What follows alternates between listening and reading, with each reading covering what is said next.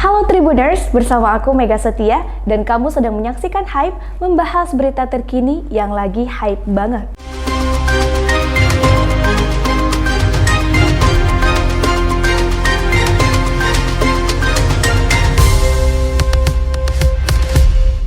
Tribuners, for your information, jumlah hewan kurban di Batam dikabarkan menurun pada Idul Adha 1443 Hijriah.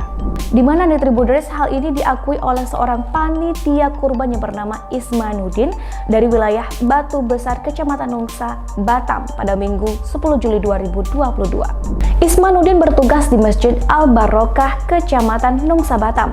Ia menyebut jumlah hewan kurban pada tahun ini tak sebanyak tahun lalu. Meski begitu, ia memaklumi kondisi ini, apalagi setelah Batam telah berstatus zona merah penyakit mulut dan kuku atau PMK yang menyerang sapi. Hewan kurban di Masjid Al-Barokah Taman Yasmin Batu Besar, Kecamatan Nongsa, Kota Batam, Provinsi Kepulauan Riau pada Minggu 10 Juli 2022 berstatus Batam zona merah penyakit mulut dan kuku atau PMK, berdampak pada perolehan hewan kurban Idul Adha tahun ini. Minat masyarakat untuk berkurban pun ikut menurun akibat wabah PMK tersebut. Kementerian Agama atau Kemenak Batam mencatat terdapat 2.717 total hewan kurban di Kota Batam pada Idul Adha tahun 2022 ini. Rinciannya terdiri dari 1.006 sapi dan 1.711 kambing. Anggota Komisi 2 DPRD Batam, Muhammad Syafi'i, mengimbau agar warga dapat mengolah daging sapi dengan benar sebelum dikonsumsi. Ia juga meminta agar Satuan Tugas atau Satgas PMK Batam dapat terus melakukan pengawasan di lapangan sebelum kurban dilaksanakan oleh masyarakat. Nah, Tribuners, berikut penanganan daging ternak yang terjangkit penyakit mulut dan kuku atau PMK menurut dokter hewan pada Dinas Ketahanan Pangan dan Pertanian Kota Batam, Jusakwira Harja.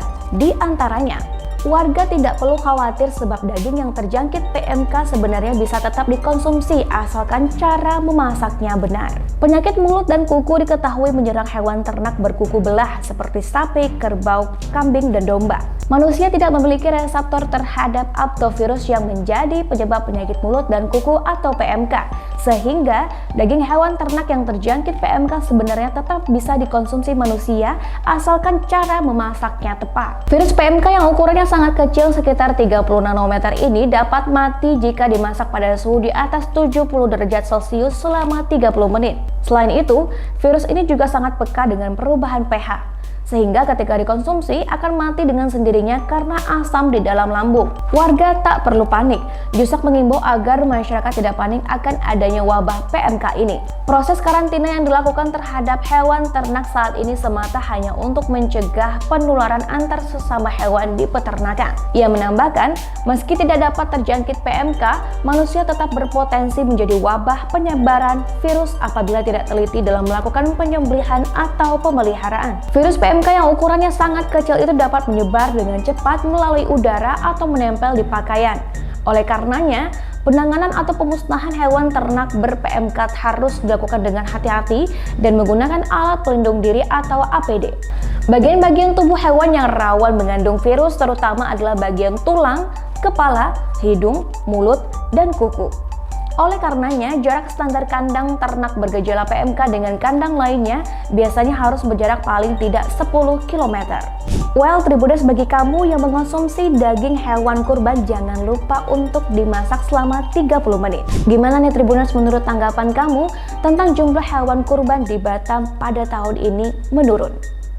Kalau kamu punya tanggapan, berikan tanggapan kamu di kolom komentar. Nah Tribuners, itu tadi berita terkini yang lagi hype banget. Jangan lupa untuk pantengin terus channel Tribun Batam setiap hari. Aktifkan juga lonceng notifikasinya. Please like, comment, and subscribe. Bersama aku Mega Setia. See you on the next time and thank you for watching.